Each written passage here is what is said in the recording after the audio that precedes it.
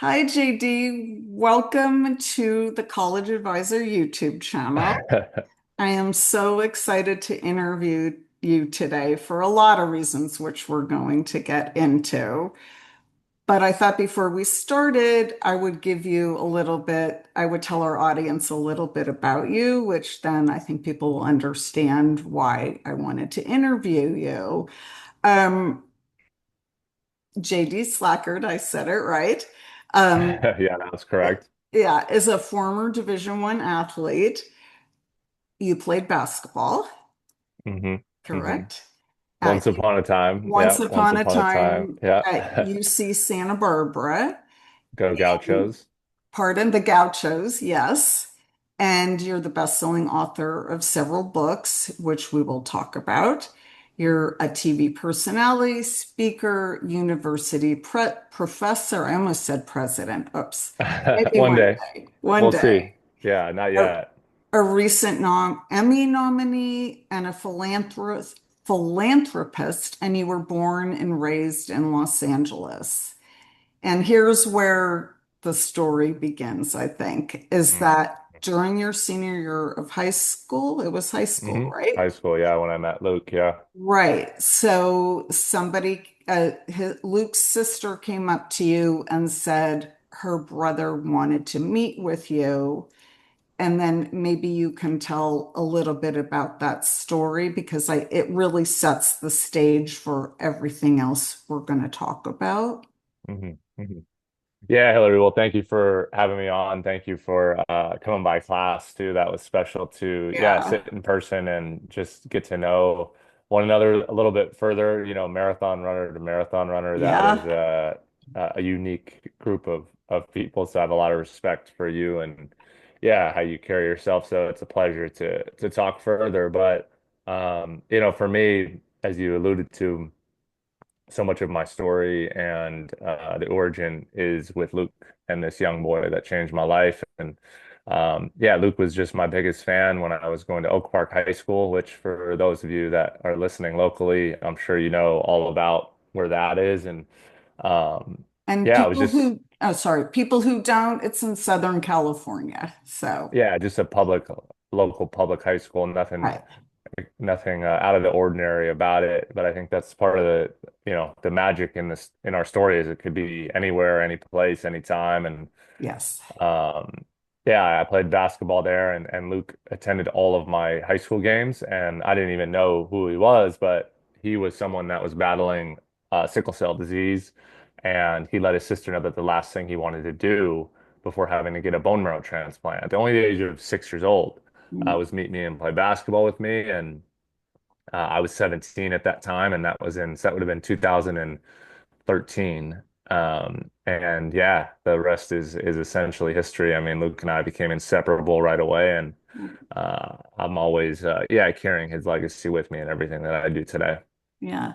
I know when you've done also TED Talks and written books, and we'll get to that. But, I always think about the trajectory of people's lives and one simple conversation. Because if I remember correctly, when his sister came up to you to say, can you meet with my hmm brother? You were hmm busy, you weren't sure. Sure.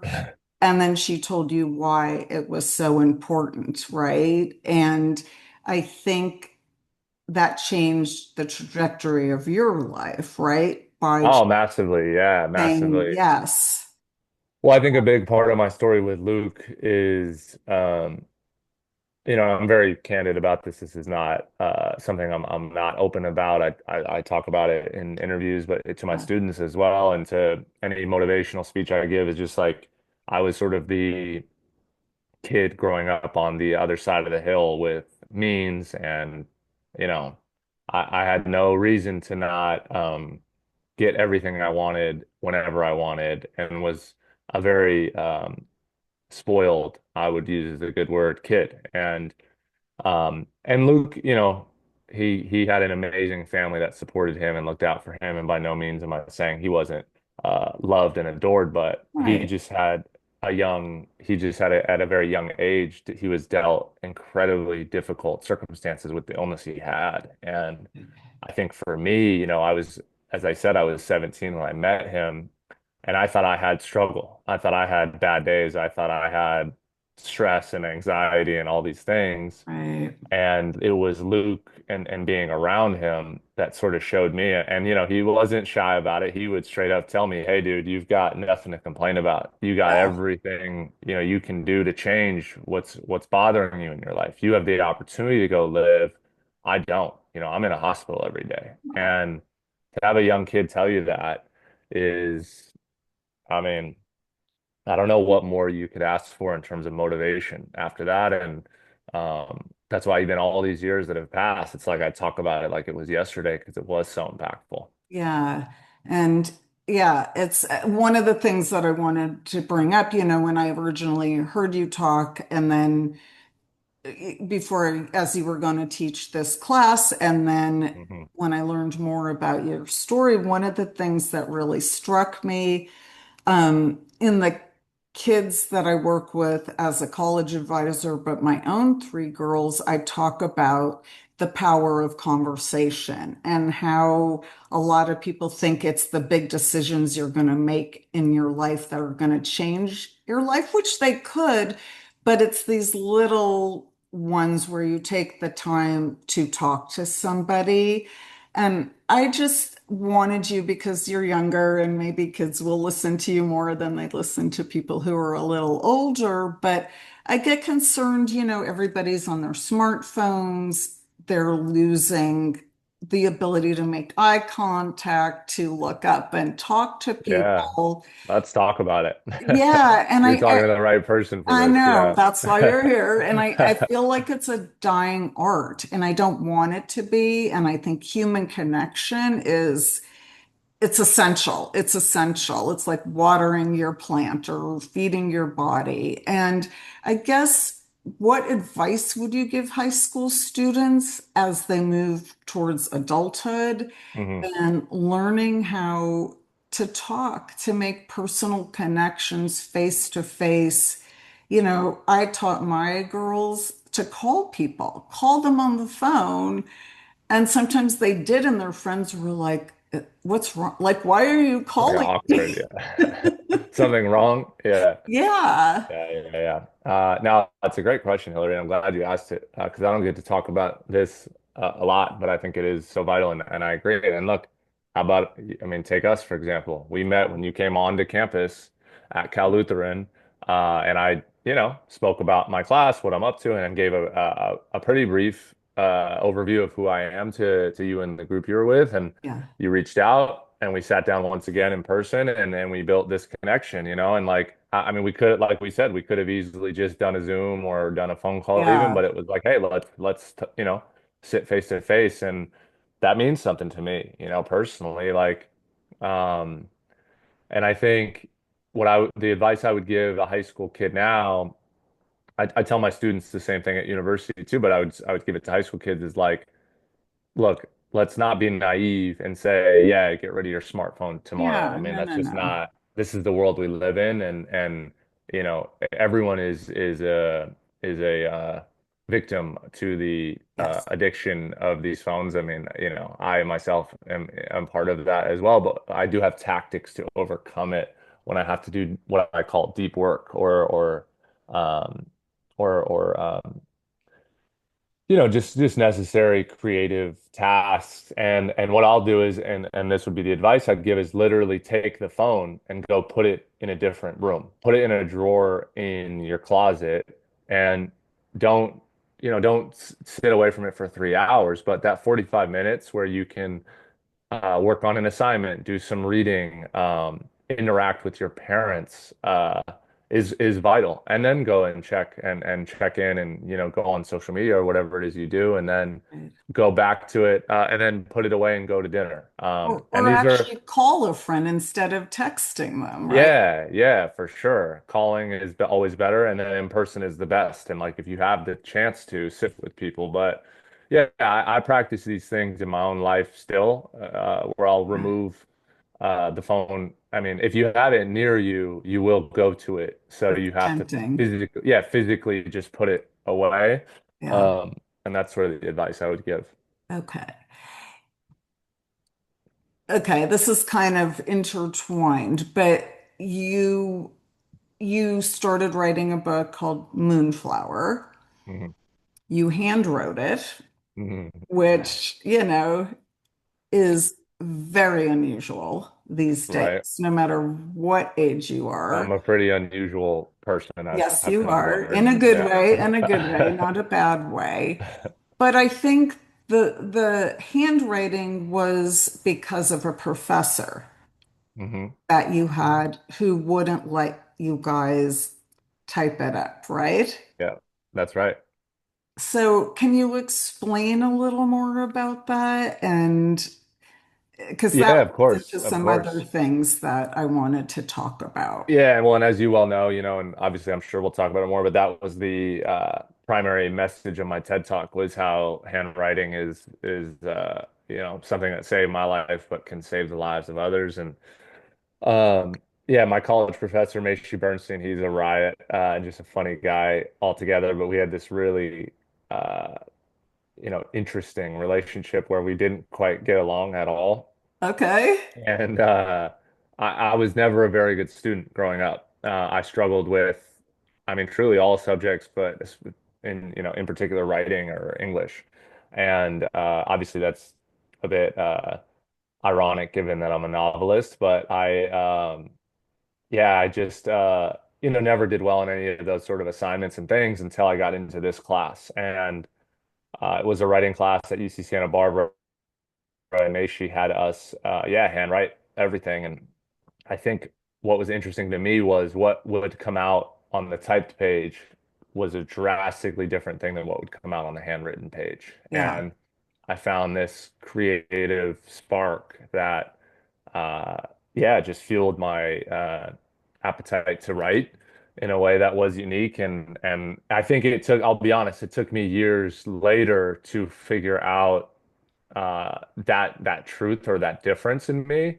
Okay. Um, and yeah, I mean, upon researching for my TED Talk, I learned a lot more about why that is. And like also music is a huge part of my creative process too. And Uh, there's a lot of different reasons I've found why these things exist. But yeah, handwriting is but still a share a little bit yeah. about that because I know that it's good for your brain and creativity and all of that, but that Mhm, also seems to be a dying art. I mean, we talked about it in the presentation that I was at, that one of the other professors hand wrote on the board, handwriting, and the kids were taking out their phones with an app because they didn't know how to read it. But mhm. how do you think it helped you? Because I thought you mentioned that if you weren't handwriting, you don't think you would have finished the book. Yeah, I would have never. Yeah. I think But it helped me because, well, there's a few reasons. Number one, it sort of gave me like a sign of my progress when it came to writing a novel. yeah, Like a lot of people get discouraged when they just see the blinking screen in front of them and they yeah, don't know what page they're on or what they wrote yesterday. But I would actually go back and reread what I wrote every day, and then you see it's already a book, like your first draft is something you can read and have. And yeah. um, I think that mattered a lot for my confidence, as a first time writer. And then Okay. I think as well, it was that disconnect from technology that we were just discussing. Like I Yeah, couldn't get interrupted by an email or a text that would pop across. Now everyone has their cell phone number attached to their laptop and they get texts there. And yeah. yeah, it was just this break from the mold that I think set me apart and made me different. And yeah, it's led to a lot of my success. Like I think handwriting is so important. And I joke with people like when I wrote my first book, my agent was sort of like, all right, that's great that you hand wrote that, but we're never doing that Yeah. again. And then when I wrote my second and third, and I hand wrote those two, Oh, you they did? were I didn't like, know that. yeah, yeah, everything I've ever written, I hand wrote first. Wow. Anything published about by me is was handwritten at one point. Wow. Short, long, anything. And I think they just sort of accepted like, all right, this is just what he does, and we're And not going to mess somebody's with going to it. have to transcribe it Yeah, for yeah, you. Do you at exactly. least have neat handwriting so I somebody? do. Okay, I do. good. Yeah, yeah, it's not horrible. Okay. The other Mhm. reason I think that's important when you talk about your professor, because in research that's been done, when kids go to college, I know in our country at least, a lot of people get very caught up in the name brand of the school, and that somehow Mhm. that's the golden ticket to success Mhm. in life. But through research, they've shown that it's not necessarily where you go, it's what you do when you get there. And there's different factors, an internship, getting involved in extracurricular, which being on a basketball team, Mhm. certainly, you have your people. And here's the key, a professor who cared about you as a student, a professor who made you excited about something, and a mentor who doesn't necessarily need to be a professor, but somebody who's encouraging you and guiding you. And Mhm. when kids do that in college, it shows that later on, when they get out into the real world, they're happier, they're more successful in their careers.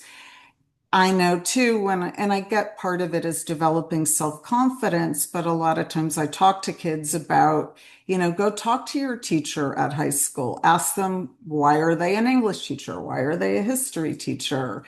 Talk to them about something you're learning. And I know they get scared. Did you talk to your high school teachers?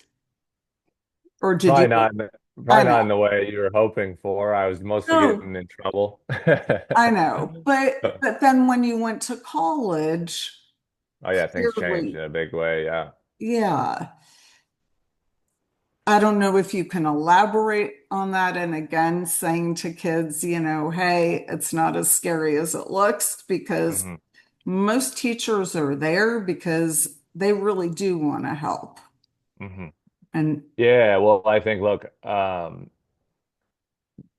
I mean, most, if not all, are there because they want to help and they love their students and they're inspired by the idea of like reaching young minds that can, yeah, be impacted by what they're teaching. And I think, I had those few, my high school teachers that did see through my sort of loud, vibrant, that's a good word for it, yeah, personality, yeah. uh, and really believed in me. Yeah, meant a whole lot. And once I got to university, I saw more of that happen. But I think sometimes in the education system we do.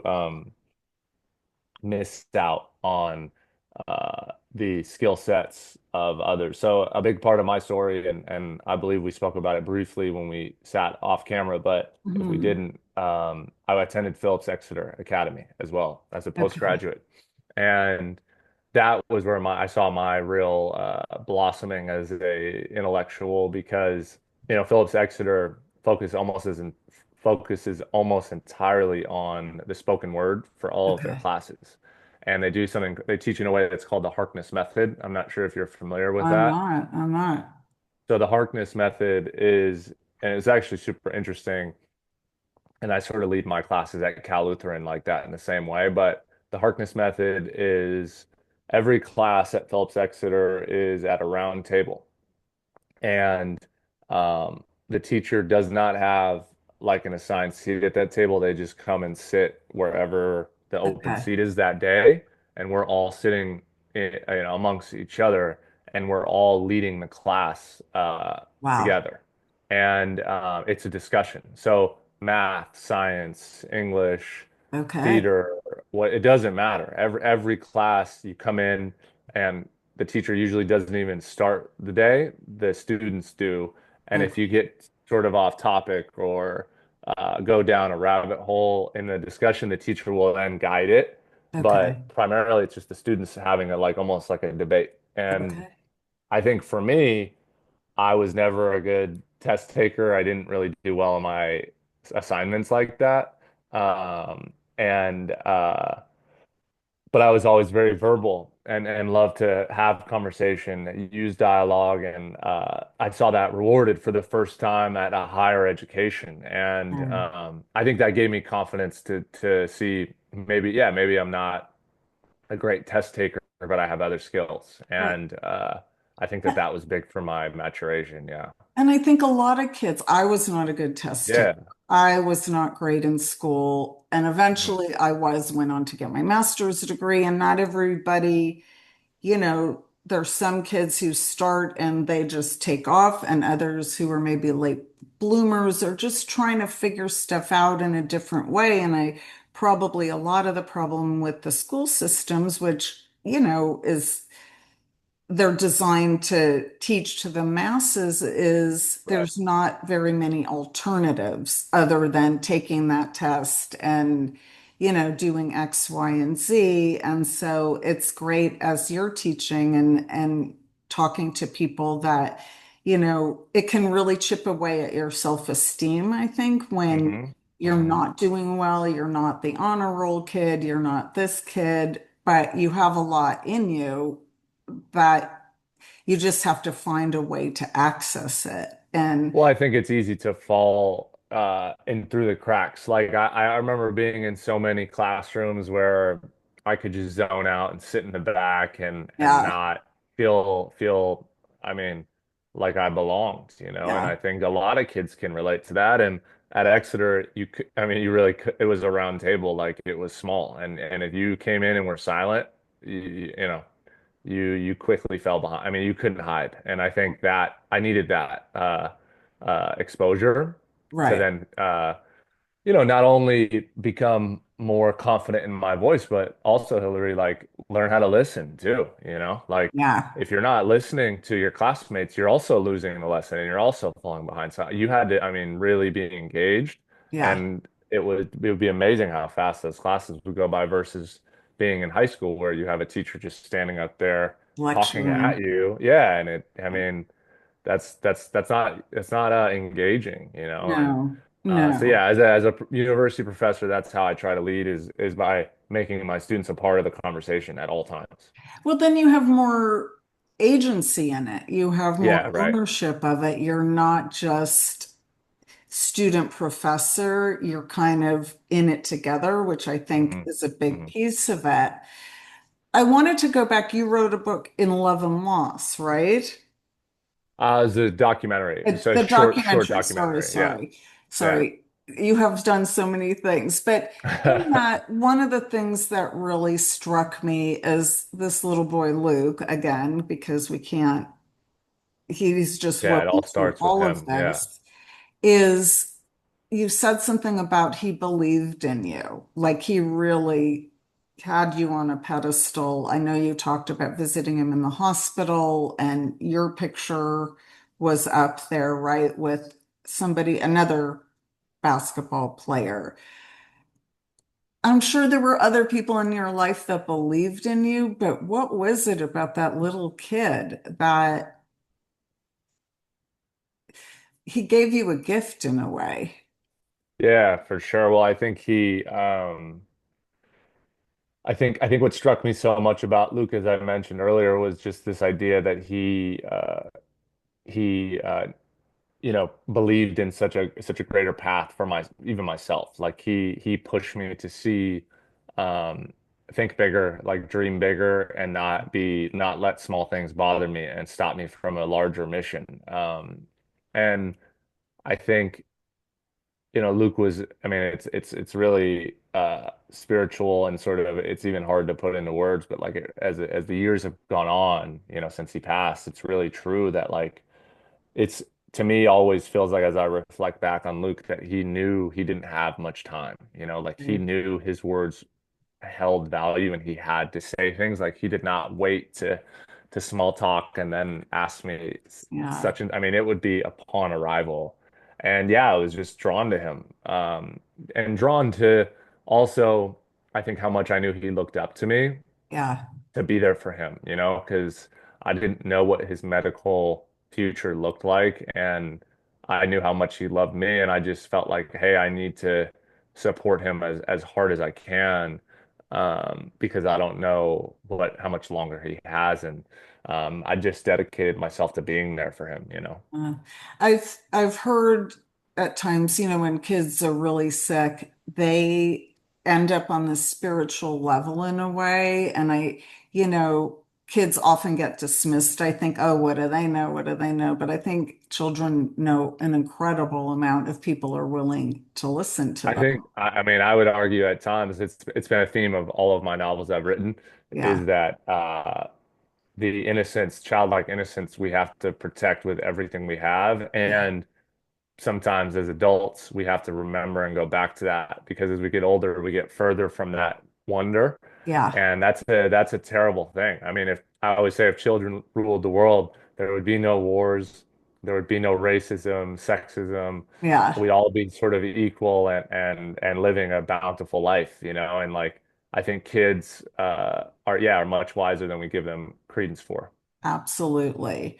Um, you also talked at the beginning when we started about being the sort of, I think you used the word spoiled or entitled, you were given a lot. Hmm. But then I also, of listening to you and hearing you, you have had losses.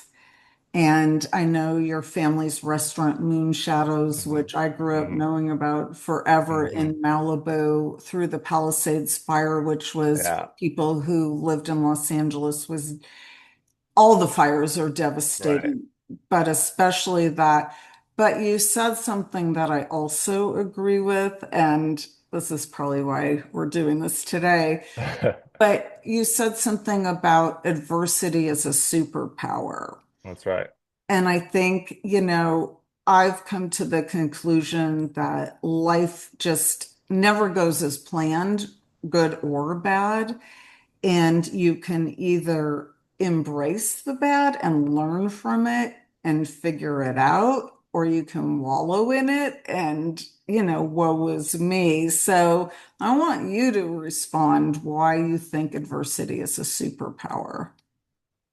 Yeah, for sure. I mean, I think it's a tough lesson learned, you know. Obviously the loss of Moon Shadows was significant and yeah, beloved by people not just in locally but around the world. I mean, people that reached out globally following that tragedy, but I think uh adversities are superpowers, sort of my Bible. That's my daily mantra, and I think for me that where that comes from is just this idea that uh, the depths of what we can become and change are all always possible. And like you said, life never really goes to plan, and Mhm. um, you can swing big and miss big, but like you should always be actively going for those things. And Yeah.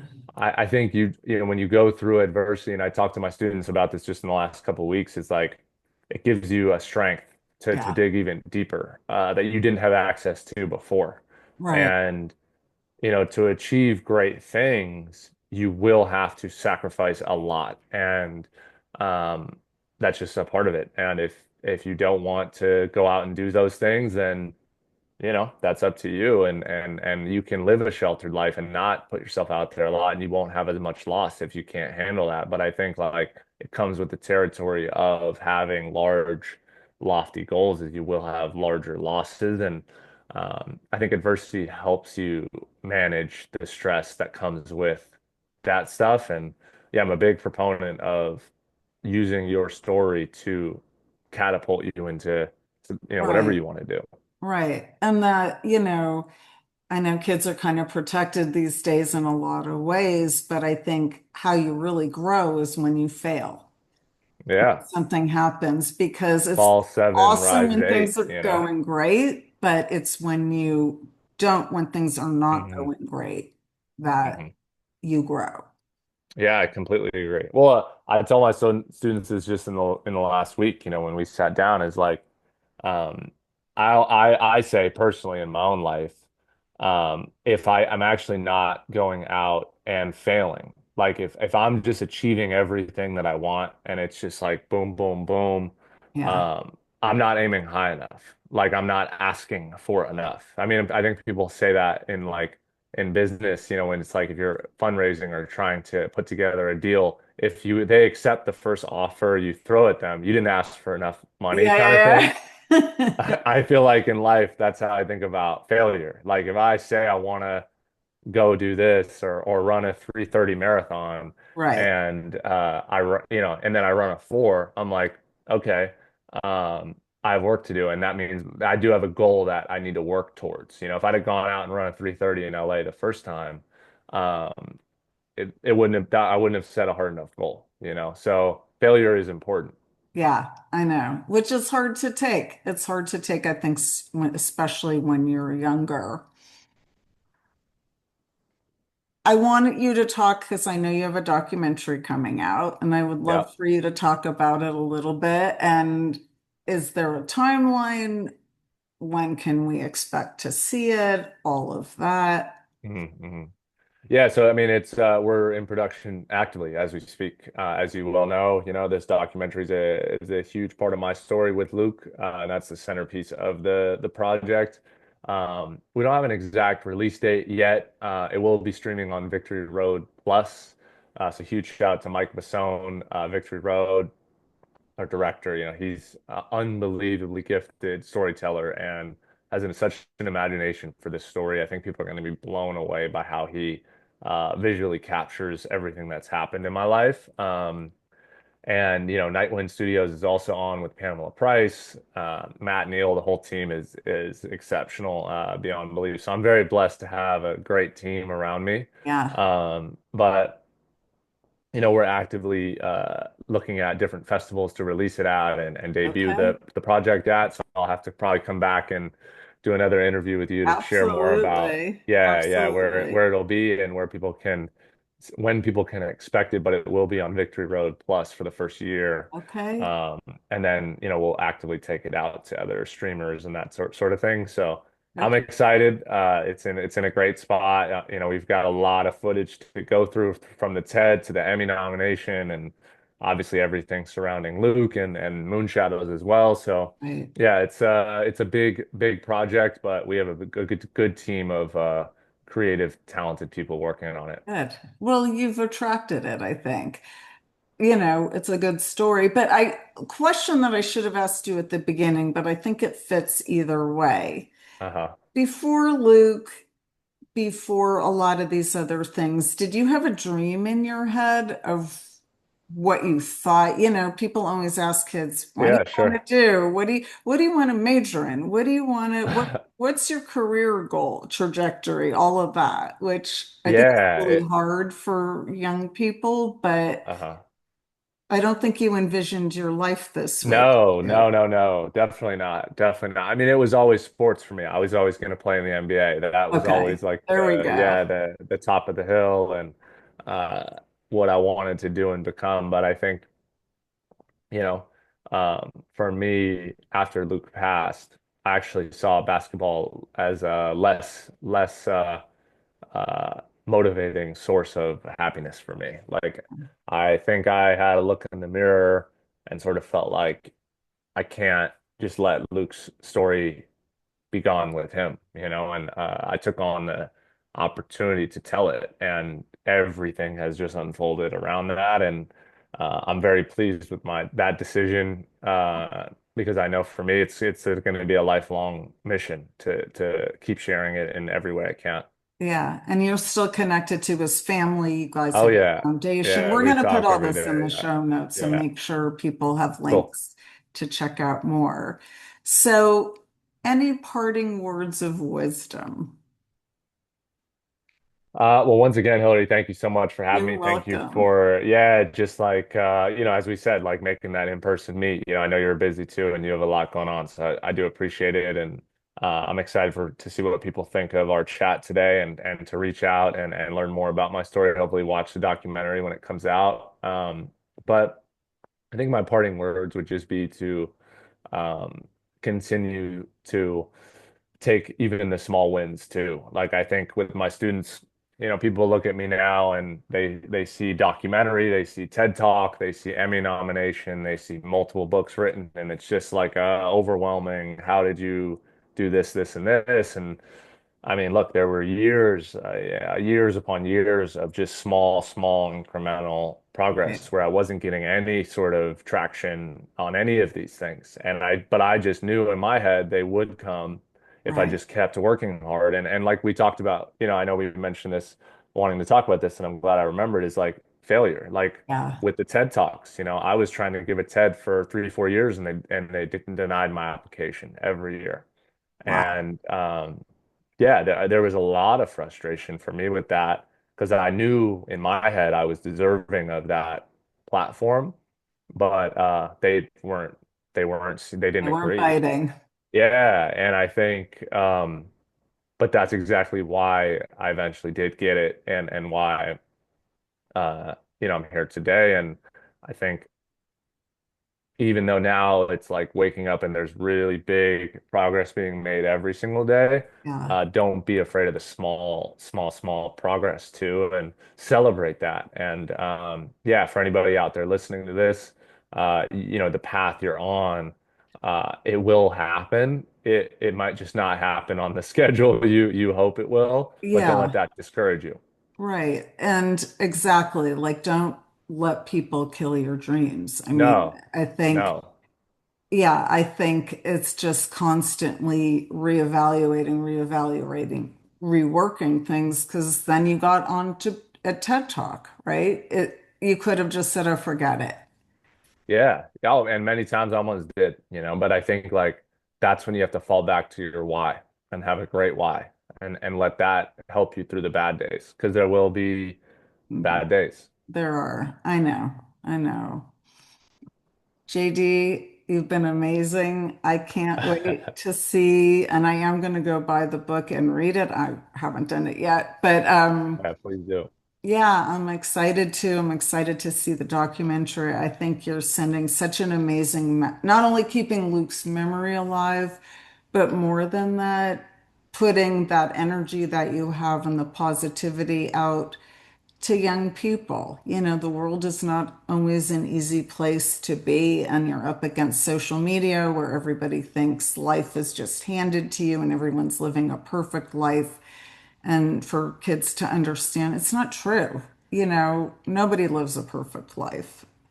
Far And from it. No, and I think just a quick note to that point, I think it's spot on, is uh the the way we've society celebrated this extreme immediate fame, but yeah, I'm telling you that usually dips and goes back down quickly too. Anything achieved quickly will not last. And like I've always stood on the idea that like, I mean, I don't have it in front of me, but I always say like a book you can hold, like I could give it to you. That's yes, tangible. Social media and the internet, it's not really that real, and it doesn't really exist in a way that's long term.